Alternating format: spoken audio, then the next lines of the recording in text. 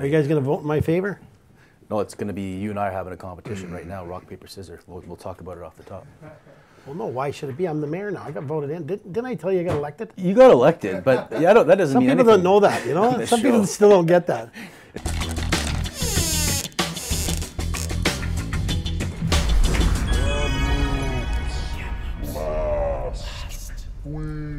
We are live, everybody! But we're also on tape. We are deep down in the bowels of this music.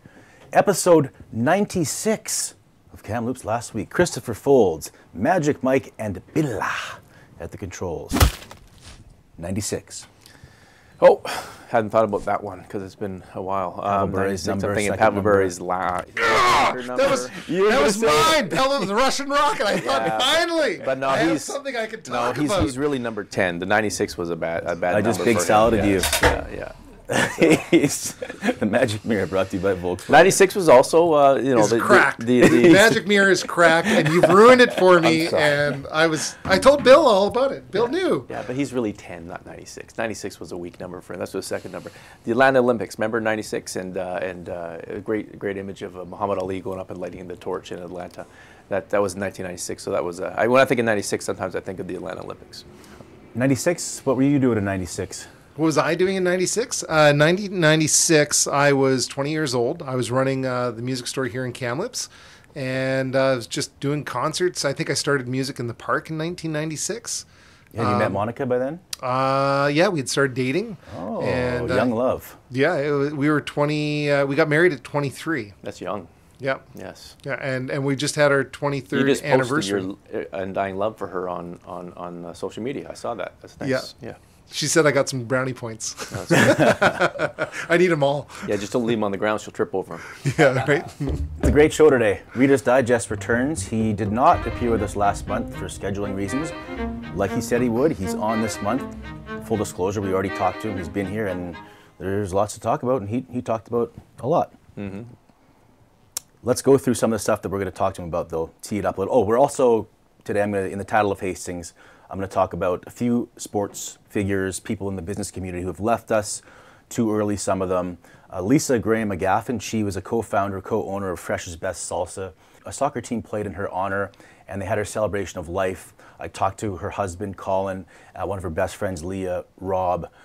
Pretty incredible story. We're going to talk about that. We lost Pete Friedel, longtime trainer, Kamloops Blazers. Did you know Pete Friedel?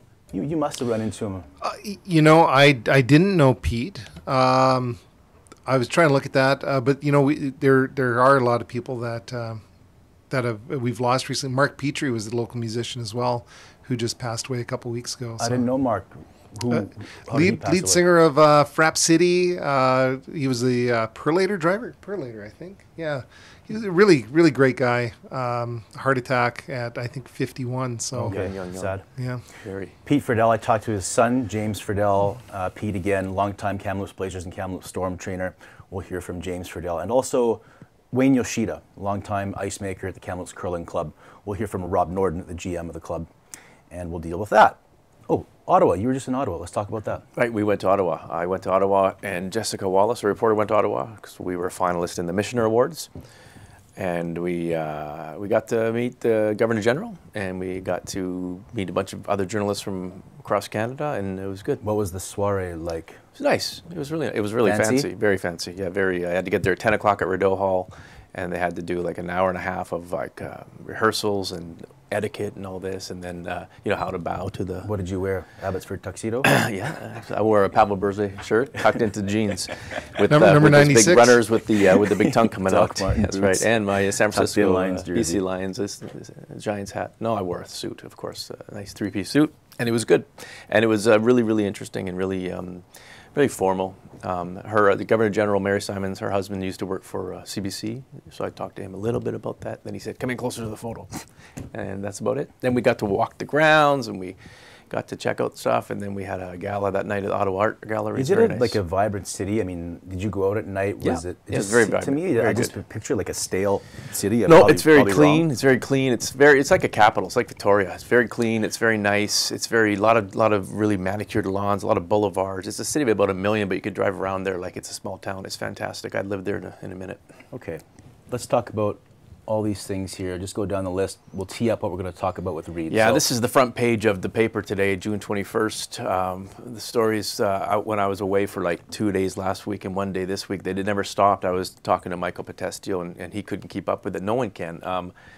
You know, the mayor's under investigation for alleged bullying and harassment. There's I think a 49-page report that has been released to not to the public, but have submitted to council. He's allegedly bullying and harassing some staff members. He denies it, of course, and that's going through the machinations to see where that goes. And then we didn't ask him about the privacy watchdog. No, we didn't. He's also filed a lawsuit against councillor Katie Neustaeter, alleged that she defamed him in her comments of March 17th, where she claims that he has been bullying, harassing, and crossing personal and professional boundaries. He's violating personal and professional boundaries. And he's filed a lawsuit saying that that's defaming him. It's costing him his reputation in town, and he's suing her for that. So that's a big story. He says he's been called a pervert in public, and yeah, don't touch my wife. So he's saying that there's kind of been sexual abuse things inferred from that. That's what he and he said it's affecting him and his family. And then there's another investigation going on. Well, the city staff had reported to the Protection of Privacy and Information, I think, privacy watchdog in Victoria, the fact that the mayor took home confidential information that apparently, I guess, he wasn't supposed to take out of City Hall. I think we understood at least one of them was a performance review of a senior staffer, and he wanted to read it over. I think, as I understand it, it's okay if he reads it over in City Hall, but you're not supposed to take that off of City Hall grounds because it's personal information that if something goes wrong, you know, Joe Sixpack could read that, and it's confidential. We didn't get around to asking him about that because the conversation was it went too far, yeah. But the thing is, and he told Michael Potestio in our we did a few stories on it that yeah, I took it home because I worked 15 to 20-hour days and I haven't had time yet to read it. I want to read it. He was asked by the city's, I think, corporate officer or privacy officer, you got to bring it back. And he says, no, I'm not done with it yet. I want to. And finally, he brought it back. And as a story in today's newspaper and online at kamloopsthisweek.com says, he came very close to the to not meeting the deadline and the city calling in the Attorney General to get involved, which would have been a big deal. Anyway, that thing is going on, that thing's going on, that thing's going on. And then the fourth one is last week, Dale Bass was on our show. Was it last week or 2 weeks? Yeah. Last week. And she mentioned that, you know, she's trying to start this caucus of councillors in BC to unite to lobby the government from a you know a group front to get better. She said the mayor tried to blindside her and embarrass her because at the last minute while she was making her motion, because she thought the mayor's caucus, this BC Urban Mayor's Caucus, she thought that had dissolved. But then the mayor Reid Hamer-Jackson says, "Oh no, it's going on. I had a meeting this morning." But when asked about it, he couldn't give any details. He says hogwash, yeah. There was no blindsiding involved, but we'll hear from him in a little bit. Mike, you heard the conversation, so what were your general thoughts on Reid today? You know what, I've been involved with a lot of highly motivated people trying to get things done, and usually from the private sector, whether it's a concert promoter or a band manager or something like that, or even in our office, it's sometimes a bit of a dictatorship, and we this is how it is, we need to do it, and sometimes we talk bluntly to each other, and I feel like we were talking before, that when you do that in that environment, it's a little different, and it can come across a little more caustic than if you're just here in this environment trying to really everybody come together and you're trying to steer the ship, right? So it's a tough one. I think you gotta be a little more politically correct, I think, is probably the answer for that one. Hey, we were busy this weekend. I can't believe how busy we were. Me, you, and you, weren't we? Yes, yeah. We Well, I went to Ottawa and I said, it's such a great time, you guys should come out there. And So we you did. guys had a day and you took to the Red Eye out there, and I met you at the in front of the Parliament buildings there. yes, And I said, look for beautifully me. lit up at night. Yeah, and I said, I'll be the one with the McDonald's coffee, and it was steaming. It was so hot and fresh that you guys saw the tendrils of smoke next to the protests of these idiots who said that we want freedom, and they were there. And then Still, you found me. yeah. Mike wanted to go ice skating at the Senators rink. That's Yeah, right. because I love the Senators, one of my favorite Yeah, teams. but it was a 30-minute ride out of town, so we said, well, we need a ride. And we took a Volkswagen there. And the thing is about the Volkswagen, Mike's like, oh, they're not going to have the selection of the SUVs. In So Ottawa? Are they going to have it in Ottawa? I'll tell you what we did. We went to the Kamloops Volkswagen of Kamloops, and I'll tell you what, they are stocked right up. So we got an SUV. We went out to the rink. Terry drove it out himself. Terry Lowe. Yeah, great guy. One of the top 5 guys in Kamloops. We get to the rink, okay, and Fouldsy gets his skates on, kind of like Bambi, right? He doesn't know how to stop. No, I can't stop. So he's going 100 miles an hour toward the end of the boards, and what was there to cushion his fall? A Sealy mattress, because they are very soft. And, you know, when you're going Mach Schnell towards the Schnell? boards, when you're going, and you have a Sealy mattress that you're going to hit, it's got that soft outer layer, but also the springs inside are designed. They have a patented system that actually cushions that blow. So it's like a 2-impact system. Yeah. And this is, of course, they sell these at Gord's Appliance and Mattress Center. I was there this very week looking at the mattresses, and they're not all soft. Some of them are medium, some of them are firm, depending on your body type. Mike, which one do you think you would have there? I actually prefer firm. Yeah, Yes, there you go. and you do. Great trip. Let's move on now to Reader's Digest, brought to you by McDonald's. Hi, welcome to McDonald's. What can I get for you today? Oh, how you doing this morning? All good. How about you? Oh, I'm fantastic. Summer solstice is here. It's the longest day of the year. I got a question for you. Yep. What is the best thing about summer? Ice creams? Ice creams. Oh, I'd like to make an announcement, please. For me, it's the Summer Drink Day special at McDonald's. I'd like to now shop local at McDonald's by ordering 2 large coffee, both with 2 cream. Okay. 2 cream. Anything else? No, just want to say you're doing a great job today. Thank you very much. Oh, thank you. To the first window, please. Okay, Thank you. bye-bye.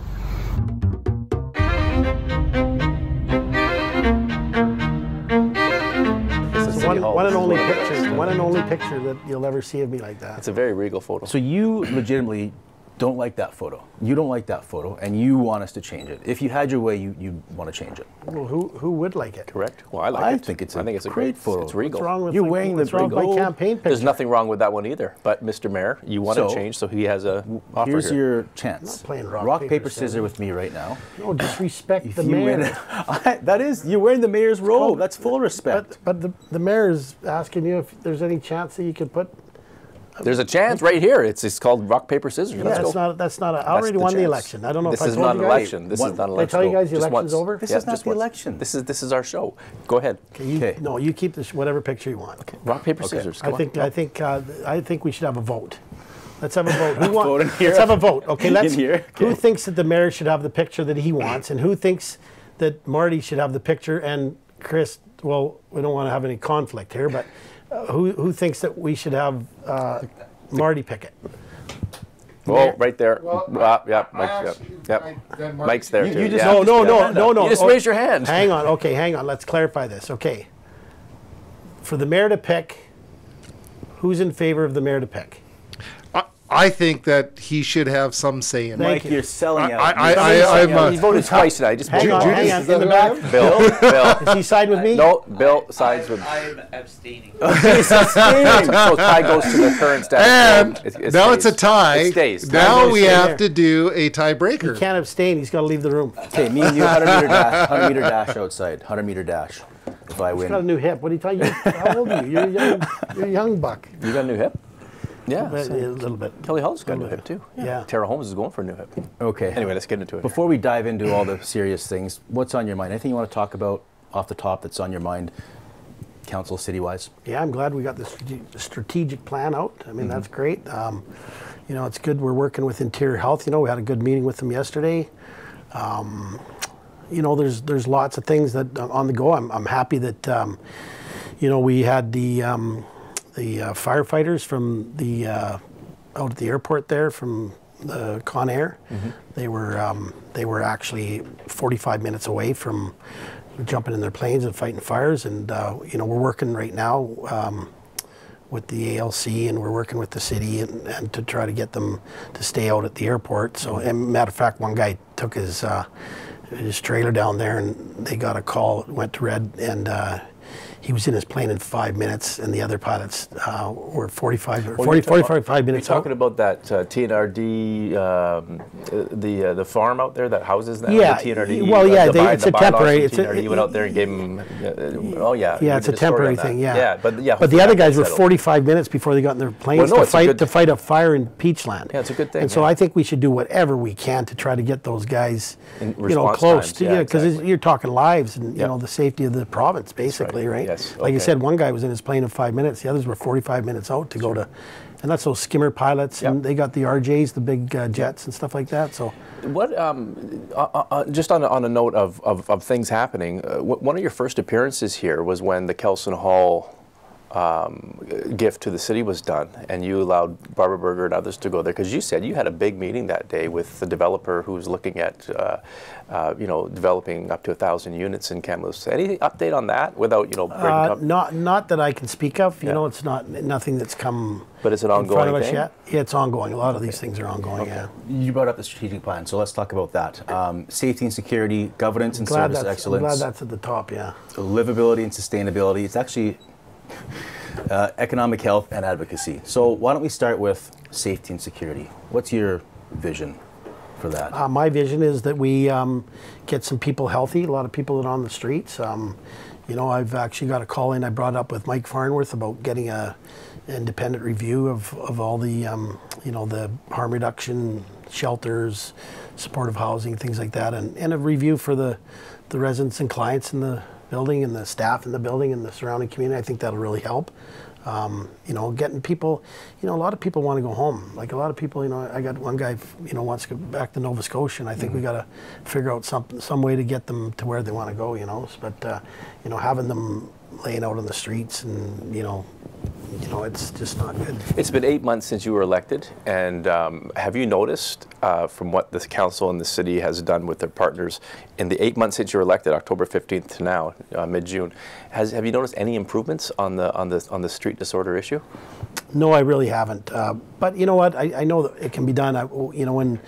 When the delegation for the Indigenous Games came into town, they were at the airport, and Cook P. Cashmere, myself, and the team, Tammy Robertson, were going to the airport to greet them, and they're coming to, have a look at the city and stuff like that. And when I drove out there, there was people all over the front lawn, which, of the City Hall, right across the street from the Day Lodge, and they were all down Tronquil Corridor. They're all over the place, and when I got out there, there was a bus with about a 16-passenger bus, and they were going to be driving the delegation into the city past there. So I phoned CAO Trauma, and I just explained what happened and what's happening, and he said he'd get on it. And an hour and a half later, the streets were clean. There wasn't people laying all over with needles hanging out of their arms or anything. What happened? Well, I guess people stepped up, and I don't know. We'd have to ask David. What about advocacy? What stands out to you with that? I don't know. Don't know? No. What about economic health? Well, economic health, that's all part of this, right? Again, there's a business on the Tronquil Corridor trying to start up a business, and they're being hammered with crime and stuff like that. So I think we need to, again, go back to, our street issues and get a healthier community and get the people that are on the streets healthy, and I think that's going to, be like part of sustainability, Okay, let's go to the top then here. Workplace bullying. Have you ever bullied anyone on city staff? No. No. Where do you think the accusations come from then? There's things happening right now that I can't speak of, so I just do not talk about that, but yeah. Well, how about this then? Do you think that if a number of people say that the mayor has crossed personal and professional boundaries and has acted in a bullying and harassing way, could it be that that's your manner of governing? They might not see, you might not see it as that, and they might see it as that because you're maybe more brusque than previous mayors. We've never had these kind of allegations through all the previous mayors since I've been here. So, do you think that could be the explanation for this? No, I think that people need to be accountable and step up to the plate when they're going to say something. It's no different than, I've been dealing with stuff with the city since March 17th when the councillors got in front of the camera and said that I was. Crossing personal not just crossing, violating personal and professional boundaries and things like that. And in the last 7 months, I've been under fire for a lot of things. And I ran car dealerships and dealt with many people. Had to hire and fire people all the time. And I think that if you ask anybody that knows me, I just didn't turn into a monster in the last 7 months. I've been under investigation for. Directing security onto my lot when I actually got security started and stuff like that, and letters being sent to our staff, things like that. So, no, I think that people need to be held accountable, and if you're going to make accusations like that, well, you better prove it. So this was kind of a tipping point then that you reached in your seeking. Oh yeah, I trust me, I gave lots of opportunity for people to come clean on what they say and things like that, and that didn't happen. So, you got to take action, and this action is going to be, decided by someone other than, City Hall. Your lawyer has, David McMillan, told Michael Potestio, a reporter, that this could all go away if Katie Neustaeter would offer a public apology. Is that correct? I think I'd leave that up to David. I think I'd talk to him about it. Anything to do with the, I want to stick with the city business. I don't want this personal. It's just like yesterday. Yesterday was personal stuff got drawn into the city, and here we've got 10 people from Interior Health, even people that come from out of the city, to come to talk to council, and here they are waiting 25 minutes in a little room, waiting for this. I will say personal issues, okay? And I just think that's wrong. It's taken a long time to get IH in front of us, and I think that we got to continue doing business. And I've been doing it since the 17th. I mean, you haven't seen me, saying anything. I've dealt with it. Couldn't one argue that delay for IH is your fault? You're the one who brought the lawsuit against Katie Neustaeter. They had to make this in the camera meeting to determine whether she will be indemnified, and she will be. So wouldn't you, if you hadn't brought the lawsuit there, that meeting would have started on time?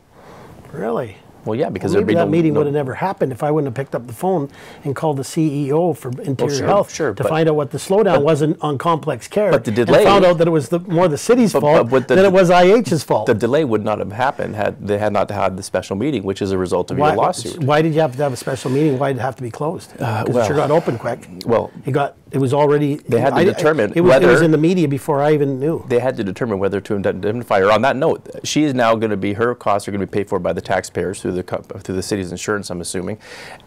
Do you not regret that the taxpayers now have an added cost in this? And if you lose, if it gets to the court and you lose, you may very well may have to pay taxpayers' costs. There's a lot of ifs in there, isn't there? Yes, well, yeah, there is. The whole thing's an if. Sound like the judge. But if it gets there, are you concerned the taxpayers are bearing this? You obviously didn't read the whole claim.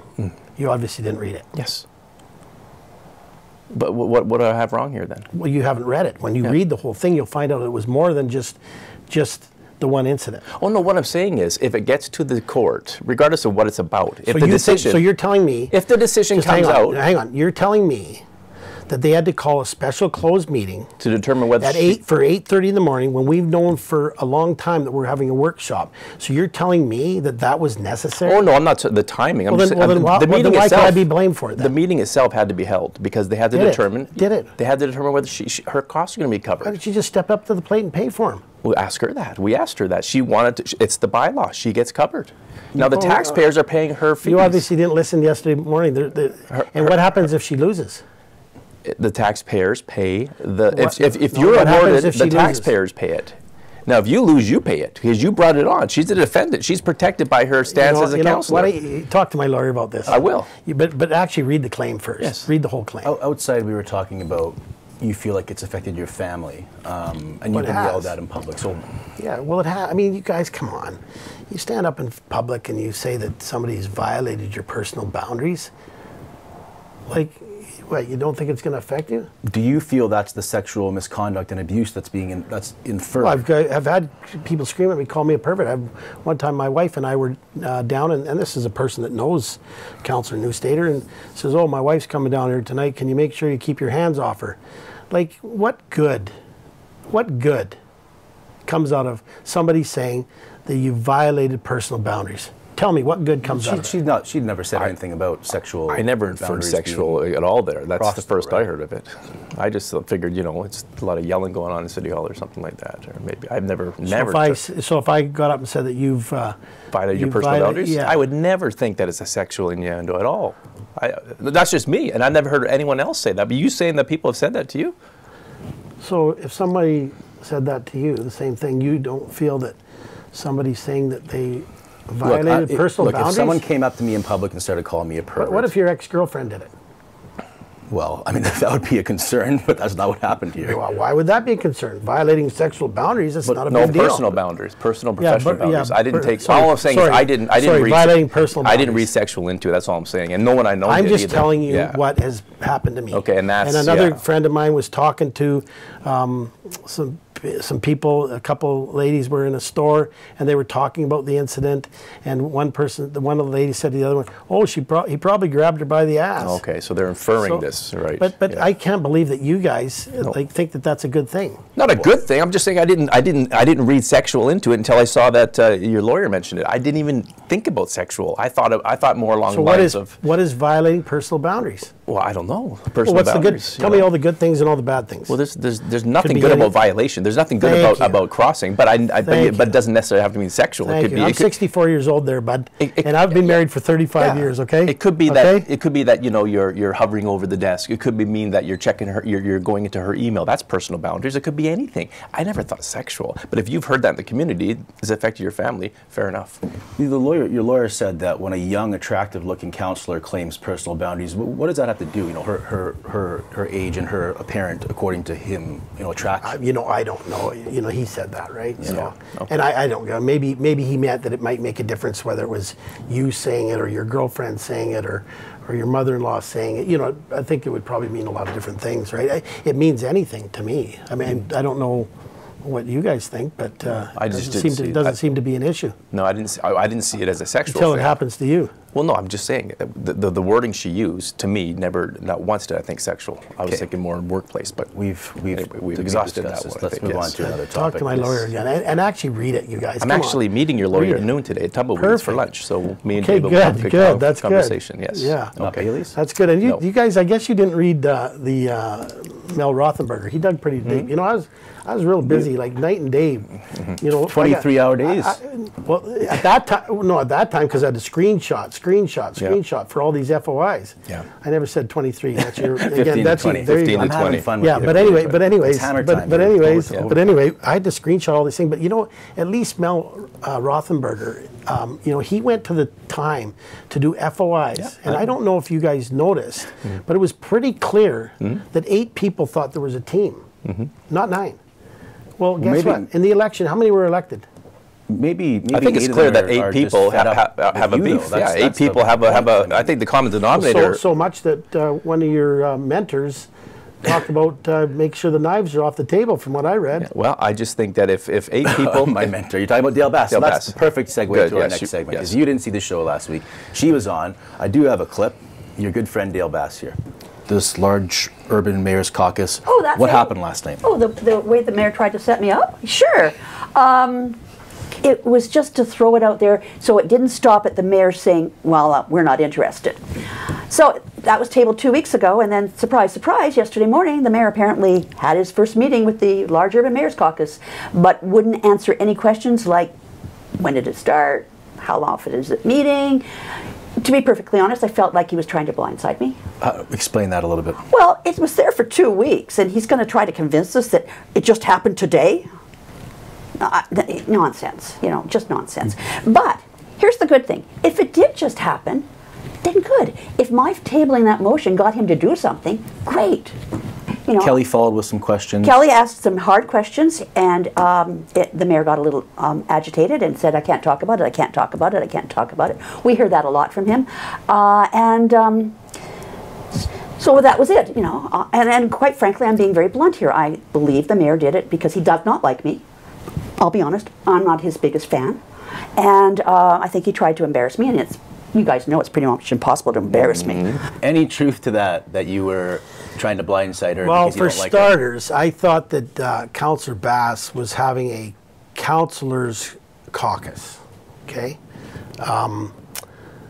Number two is I was only at 2 of the Zoom meetings. The meeting that we're talking about was at 8 o'clock in the morning. I went from Zoom, 8 o'clock Teams meeting, 8 o'clock, 9 o'clock, and then we started. I've got notes and things. At that point, I didn't think it was up to me. I thought it was up to the chairs to discuss the mayor's thing. So I haven't been involved for that long. There was one meeting that was canceled, which I've been FOI'd about all this, so I'm sure it's getting out there somewhere. Yep. The other thing too is I missed the meeting last month and I did invite some councillors to come in, the only one that actually did, and I was up at Vision Quest. I'd invited different mayors to come up there, and the same time that meeting was going on, that's where I was. So I wasn't at that meeting. So I had that meeting during that day. But again, you would think that if you're going to put a motion forward to have a councillors caucus, we go to a lot of meetings. We go to the LGLA, the UBCM, the SILGA, and you would think that someone might have talked to a lot of different councillors prior to putting that forward to see if there was any interest. Would you not? Well, she was putting that forward, and she made it clear. Because the only reason that Dale Bass was putting that forward because she was under the understanding that the Urban Mayors Caucus was no longer a thing. And so she was just saying before. So that's what I'm saying. Why did she didn't discuss it with any other councillors around the province? Nobody from Victoria? Nobody from Nanaimo? But you could have told her, hey Dale, your motion is redundant. I could tell her? Well, that's what she was saying. You could have told her, you saw the agenda on Friday. You know she was going to talk about this. You know that she was talking about this because she thought the Mayor's Caucus. I thought she was talking about councillors' caucus. No, but she said because the Mayor's Caucus is no longer a thing, I want to create this thing to keep the lobbying going. Why would you not know that it's not on the go? Well, because you were meeting with them. She wasn't. We talked to Mayor Alto of Victoria, and she said you had meetings and everything. Well, they have had meetings. Yeah. Did I not just tell you? I was at Vision Quest. Yes. Doing it. But that morning, you had a meeting, so you knew that the agenda. But I'm not going to do a report from when I have no time. It was 8 to 9 o'clock, and I do have notes, and I will be putting in my next mayor's report. So you don't think that it wasn't intentionally? You weren't trying to blindside her. You were blindsiding her. Come on. Okay. Does she not have contact? She's been in this. Elected for 4 years. Does she not have any other councillors throughout the province that would express any interest in having a councillors caucus? She didn't discuss that with anybody? Like nobody? Like what, did you think staff was going to generate this councillors she was putting it forward to get a motion from this so they can go ahead and do it. But why would you do it if you've got no interest from the rest of the province? Well, she doesn't know. The whole point of this motion is to go and see if there's an interest because she thought the Mayor's Caucus was dead. Okay. That's what she was doing. Okay. But you didn't blindside her. Okay. I'm just saying. Okay. You don't believe her. All right. You don't believe her. Okay, let's. Like I said. Okay, I'm just. Why would you not talk to other councillors in other cities with over 80,000? No, I'm just. She was seeking a motion to do that from the council. Why wouldn't she first see if there's any interest from the rest of the province? Well, that's how. If council thinks it's great and everybody else around the province doesn't, what are you doing? She's of the opinion that she wasted her time, and you knew she was talking about that. You could have just said before the meeting, "Hey, by the way, the Mayor's Caucus is on. You don't have to worry about your motion." That was a big waste of time. That sure was a huge motion to put forward. At any rate, you disagree completely. You didn't blindside her. No. Okay, I've got better things to do. We got one more clip. It came out with the strategic plan. It's the city put it together. It's a slick looking video. Here's a little clip from it. We build trust in our council, organization, and community by being respectful, collaborative, accountable, purposeful, and optimistic. We are your city council. What did you think of the video? And can there be respect and collaboration now? You know, that's the two main points there, right? Now, did you guys meet the armchair mayor? Yeah, I've seen. I've had people more tell me. people should see the armchair mayor. I read that. Yeah, I think a lot of people. What did I do wrong there? No, I think a lot of people saw that video and they kind of rolled their eyes. Respect and collaboration. That part. I mean, can we get that back? Can you guys? You bet. That's why I've started this suit. suit. I've got my lawyer involved. I don't want to talk about it. I'm going to continue to do business the way I've been doing business since. You started the lawsuit because you want respect and collaboration? No, I didn't say that. Yeah, we said, can we get respect and collaboration back? Yeah, and you said, that's why I started the suit. No. Respect and collaboration. That's Mike, what Marty asked you got any questions for the mayor?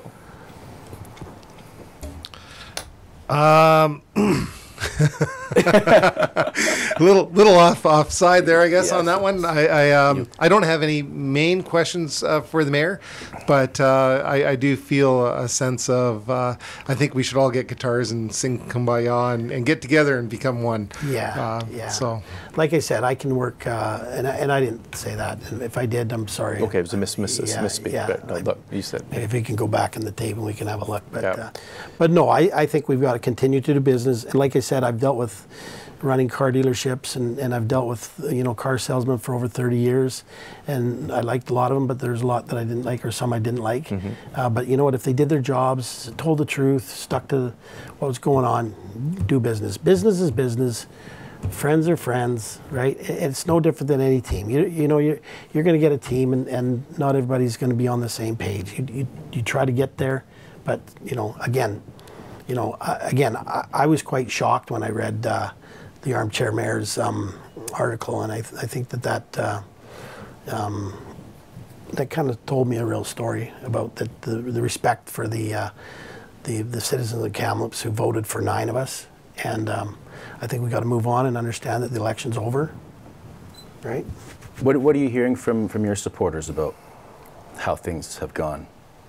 My supporters they're great. They keep going, just keep doing your job. So that's what I'll be doing.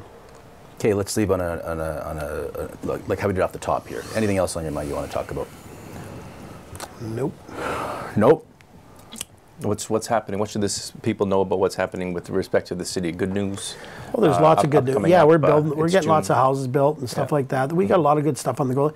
There's a lot of things that you can't talk about right now, but there's a lot of good things on the go. Fireworks might be coming back for Canada Day. That's a good idea. Oh, I don't know. We'll have to take that in front of council. That's a good possibility, right? Yeah. And Canada Day and. I'm looking forward. Even the motions that I put forward. It's kind of funny. I put through a motion to have 15 outreach workers, paid for by the province through our social agencies that needed them, right? And the good thing is through that, there's other agencies that have got outreach workers now, so it's starting to happen. There's things happening, so I think so. Things are happening on the street. Yeah, a little bit, getting better. A little bit. All right. A little bit. Okay. I got something to say. Yeah. I noticed you're wearing your orange shirt today for Indigenous Day. Yeah. Tonight, there's something amazing happening. We've got a concert happening at the Arbor, and in our area is a Juno Award-winning guitarist out of Lillooet named George Leach. Okay. And he's going to be performing there tonight. So, what time is that at? That goes from 3 to 8. 3 to 8, yeah. And he starts at 7. And I'm so excited that they actually got him to come up and play, and it's going to be a great show. And the local duo as well is playing as well? Yeah, Rod Bandura and Margaret Gossage is Sky playing. Project, and then there's a Moccasin Mile, and there's all sorts of stuff going on. All face painting. Hey, it'd be great if we all went there and got KLW written on our faces for face painting. And I'm going to a couple events today, but later today they've got that town hall that Dennis Walsh is putting on. At 7 at I think 6, wasn't it? Clock 6 at the Clock Tower Theater. Yes. So I'm going to try to get down there also. Bringing up Aaron Gunn. Are you going to come help us out at our charity pickleball event, August 2nd? Just shake hands. You want to check with Chrissy? Yeah, you know the drill. Yeah. You know the drill. I don't want to be late for any events or. Yeah. Well, the other day I thought I was supposed to be in Penticton at the same time I was supposed to be here, but we got it all sorted out. It's got to get that City Kamloops jet going, eh? Yeah, exactly. Yeah. Okay, this has been Reader's Digest. Let's move on now to the Tattle of Hastings, brought to you by Gord's Appliance and Mattress Center. And first of all, you are better than your dad at selling beds. But what would you recommend for somebody like me? Well, it's hard to recommend something like mattresses because with appliances, it's like, yeah, they're just different machines. They just have different features, but with your bodies, everyone's body is different though. I'd say it's good to start at a medium and see how you feel and then kind of go from there. See if you want something a little more firm, something a little bit softer. The best way to do it is to just lay down and just try it out. And people can come here to Gord's Appliance and Mattress Center and you'll be here or maybe your dad will be here and they can Show you. Yeah, we'll show you what we've got, and you can kick your feet up, lay down, see how you like it, and go through our options. Do you think your dad's being hard on himself with his inability to sell beds, or is he like he just can't do it very well? I mean, he's got potential. He's got potential. I don't think sales is his calling, but he's good. He's pretty good. There he is laughing.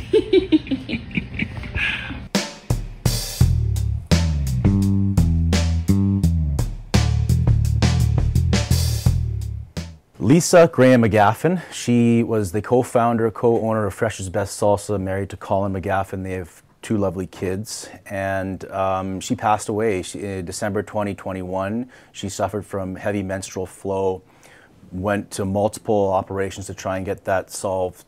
Didn't happen. Eventually went in for kind of an emergency hysterectomy. She was weak going into the operation, and she had multiple strokes and never woke up and passed away. Last month, it took them a while to get to a point where they felt ready to hold her celebration of life, so they did that last month. They also, one of her best friends, Leah Robb, organized a soccer team called Lisa's Ladies to play in her honor at a tournament in Vernon. You read the story. What did you think about it?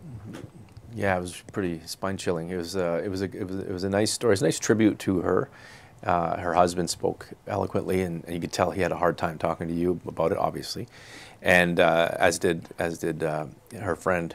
And just the way it ended, it's like fairy tales, like divine intervention type of thing, right? We'll get to that. Yeah, talking to Colin, I mean, you can hear in his voice how solemn he is, and I appreciated his candor. He wasn't there to pretend everything is great and he's moved on and happy in his life. He said exactly how he feels. Some days he's not very good, and some days he's okay, and he's happy. His kids are fighting through and doing the best they can, and it's the support from people like Leah Robb that helps. And this story, let's hear from Colin first about how he's doing. What was it like to be with somebody who seemed so kind of multidimensional? Very attractive to begin with, and very just knowing that we could go do anything together, because not afraid of anything, and except heights and speed. But yeah, as far as taking things on in real life, it was inspiring for sure. Yeah, how difficult do you find it to talk about her? Oh, yeah, very. Yeah, I still can't tell a story. Hardly. Yeah. One day. There are stages of kind of dealing with this type of thing. Where do you think you're at right now? Knowing I need to go forward, and some aspects pretty good, but yeah, some not so good. But overall, I'm probably doing all right. Yeah. What about just the essence of who she was? I mean, I asked you about kind of talent and business and that kind of thing, but what type of person was she? She's always been a quiet leader, be it on the soccer pitch, not really wanting to be the captain, but definitely the leader on the pitch, to inspiration and leading her family and her siblings. So much cliches almost. She just had so many positive and so confident all the time, and just never said anything bad about anyone ever. She's so young. I mean, how do you begin to describe the shock when you find out what's happened? Yeah, I don't know if I can even begin to put that into words. Yeah. Mike, did you know the McGaffins at all? I didn't. Of course, I love their salsa and Fresh's Best, but yeah, my heart goes out to them. That's a tough one. They actually met. They both grew up in Kamloops, and they both had moved away, and they were visiting Kamloops again, and their kind of love story started on the Uncle Charlie's dance floor. That's right. Uncle Charlie's. Yeah. I remember that place. Yeah, that was before my time.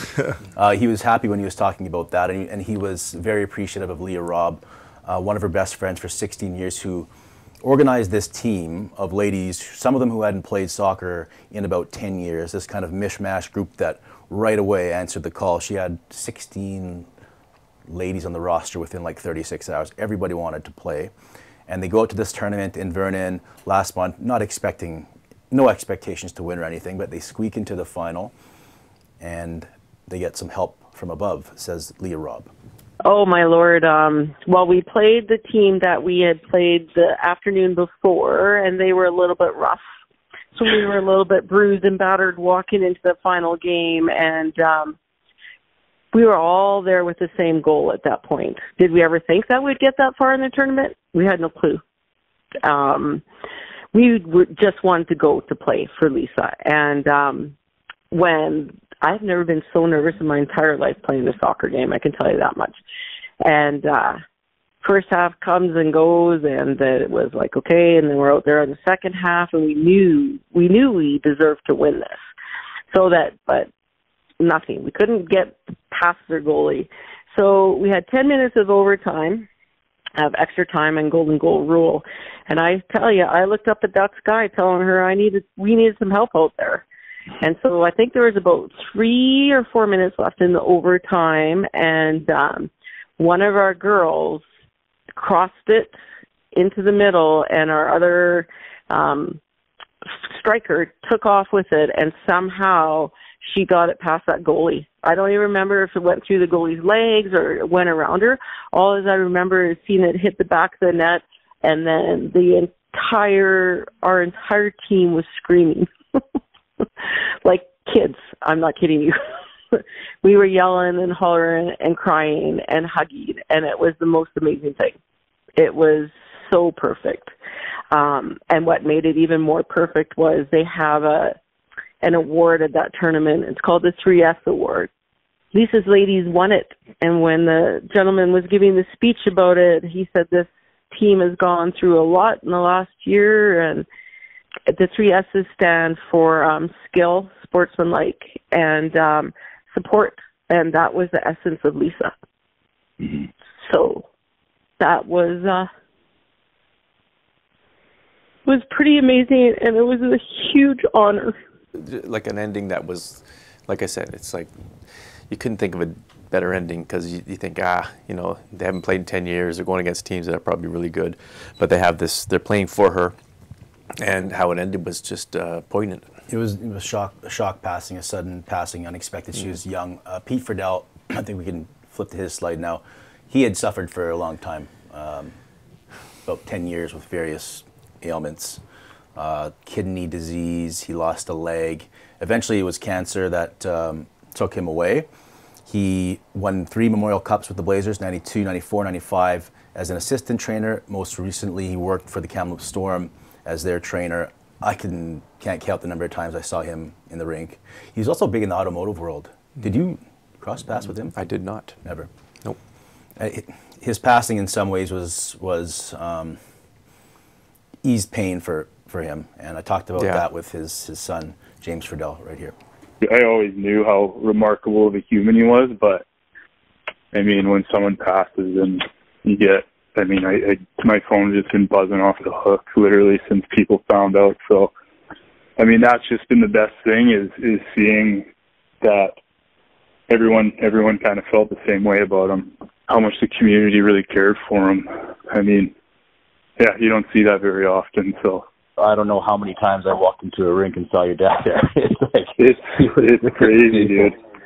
Yeah, and I mean, the one thing that I tell everyone, because and you even mentioned it, he's been battling health issues for a while, so he's been in pain for, probably the better part of a decade, and I always tell people, like, when he was at the rink, he didn't feel any pain, and you've been in the rink a long time, you know, too, when you're there, it's kind of like, it's a shelter from everything, so away from whatever it was, his legs being taken away from him, his kidney disease, like, go down the list, so yeah, a huge rush of emotion, but all our great memories are from hanging out in the Blazer dressing room and growing up as a kid doing that with your old man is pretty awesome. Again, I saw when you did the story on it, and it's getting a lot of reaction, and all through social media, there's a lot of people, current and retired media people who are chiming in, and yeah, he had a big impact on a lot of people. Going to the arena, that caught me because going to the arena is almost like your sort of sanctuary, and it's almost like what's that what's that place where Superman went to get away from it all? And it's the there you go, the Fortress. I thought it was Right Spider-Man. there. I had no idea. But anyway, the Fortress of Solitude is where he goes, and everything, all the problems go away. And some people go to the rink for that, right? So I thought that was kind of cool. He was well known in the automotive world. So was Wayne Yoshida. He was the longtime ice maker at the Kamloops Curling Club. I read his obituary. He talked about some of his. Well, he had a pretty wild life too. I mean, I guess his family, when he was young, was interned in Greenwood during the Second World War. Yeah. He eventually settled in Kamloops, worked in the automotive world, and became the ice maker. He talked about some of his highlights: 1998 World Curling Championships, 1996 Brier. Those are things that are just kind of career accomplishments, which are cool. I tracked down Rob Norden from the KACC, the curling club in town, and he just gave a different side of things, not talking about the things he had done, but what he meant to his family and who he was, and I thought that was pretty cool in this clip right here. Well, he was always great to my kids. For example, he was the ice maker, and he'd always, whenever they were in a spiel, they were younger, and he would always, he'd always tell them, okay, on that sheet, you got to watch for this, and you got to watch for that. So he's always great to, like, my girls when they were curling, and all the juniors for that matter.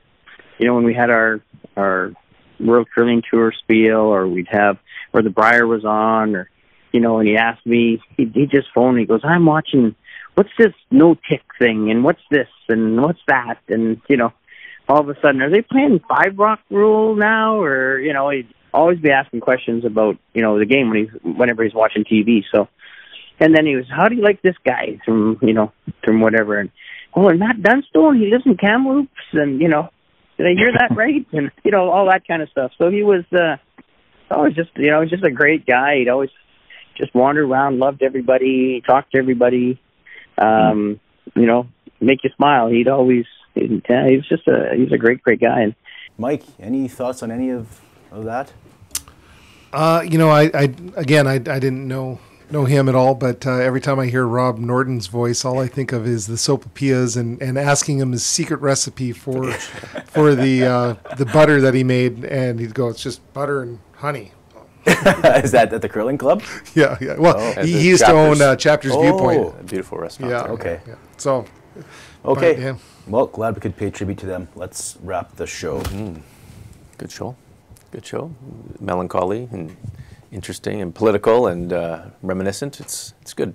It matches the weather outside. It's kind of like one of those days where you want to sort of just curl up and couch and reflect on things. And what did you think about Reid? I thought, well, it is what it is. I think he gets focused on certain things, and you can't take him away from it. Like he went back to that 15 outreach workers, and I think he misreads the community charter sometimes, and he's adamant that what they're doing is not right. But the council is relying on the foremost experts in provincial and municipal politics, so I think they know what they're doing. I think it's a shame that he's brought it to a lawsuit. I mean, he has to do what he has to do, but the ramifications of this are quite large, and I think it's a shame. And I think, as we were talking before, he believes that he did nothing wrong, and he believes that he's correct. And I get that, he believes that, but I think he just needs to look and say, well, if 8 of my fellow council members believe I'm acting wrong or have an issue with me, and 3 or 4 staff members, 3 of whom complained officially, sometimes the common denominator is looking you in the mirror, and you have to figure that out. He comes on the show, and we get accused of ganging up on him, but I mean, we have to ask these questions. I think he's okay. I think he understands that, and he's okay with that. We also get accused of playing too soft with him from people. So if some people think we're too rough on the mayor, some people say you're not rough enough. So it's not a matter of being rough or soft. It's a matter of just asking questions, taking those answers, asking another question. With the mayor, it's kind of hard to get an answer sometimes because he's thinking about a million things at once, and sometimes he veers off. And I just think the whole thing is, a few months ago I said, and I wrote a column saying it's not quite a gong show, that things are getting done, and things are getting done. But I should amend that to say that, and I thought they would all sort of, find some kind of common ground. I'm not so sure anymore. Yeah. I guess not. Mike, any final thoughts from you on the whole show, or Reid, or whatever you want to talk about?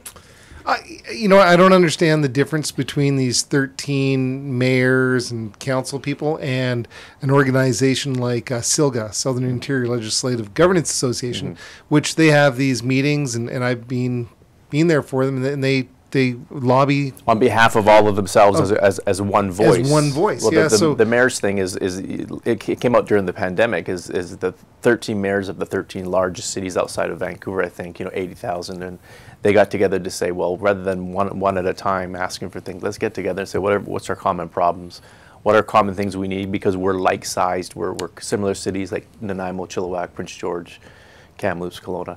Okay, and they get together, and it's like a lobbying thing, and then they get stuff done because they have one more powerful voice rather than just one mayor. So that's what that was. Yeah. I just wonder how many one voices we need. Well, yeah, true. Now there's 17 in that thing. It went from 13 to 17 and under the new one. So we'll see. Yeah. I'm interested to know who's listening on podcasts, so maybe you can send us an email if you listen to us on podcast to klw@kamloopsthisweek.com. Also, if you want to sponsor our show, the same email, let us know. 409 subscribers, as I mentioned earlier. We keep on growing. That's the Magic Mirror, brought to you by Volkswagen. Volkswagen, one of our beloved sponsors. They sponsor the Magic Mirror, obviously. Gord's Appliance and Mattress Center. We thank Steve Rogers for his support. McDonald's, Brandy Seacon. They leveled up. They are now a co-title sponsor. And Brandy, the call's out there. On the show next week, there's a slot for you or maybe Nick to come on and sit in the hot seat. That's part of the deal, so let's do it. What kind of okay? I gotta tell you something I did real quick. I sent a letter to McDonald's. Oh, you did? Yep. And I invented something, and I invented the Mic. Have I told you guys about this? Yeah, you told me about the Mic. Yeah, and I actually sent a letter to the corporate office explaining that I really think for busy entrepreneurs, people that just need that extra bit of protein, to have a cheeseburger with an egg patty in it would be really important. And they sent me a letter back. What did they say? They rejected me pretty hard. And then I sent a letter back explaining why they shouldn't reject me, and they said they'll bring it up and run it up the ladder and see what happens. But I used ChatGPT to write both those letters while I was in line up at Tim Hortons.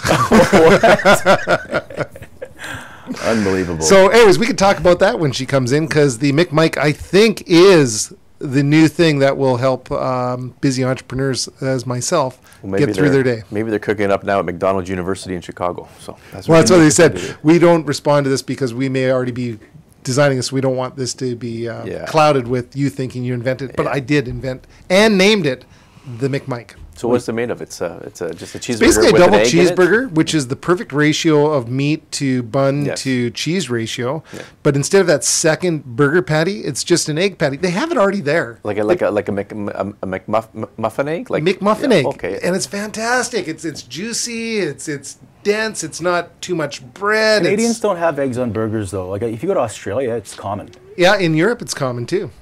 Yeah. Well, you can pitch your idea next week to Brandy if she comes on. Absolutely will. Okay. For Christopher, for Magic Mike, and for Bill, I'm Marty. We'll see you last week.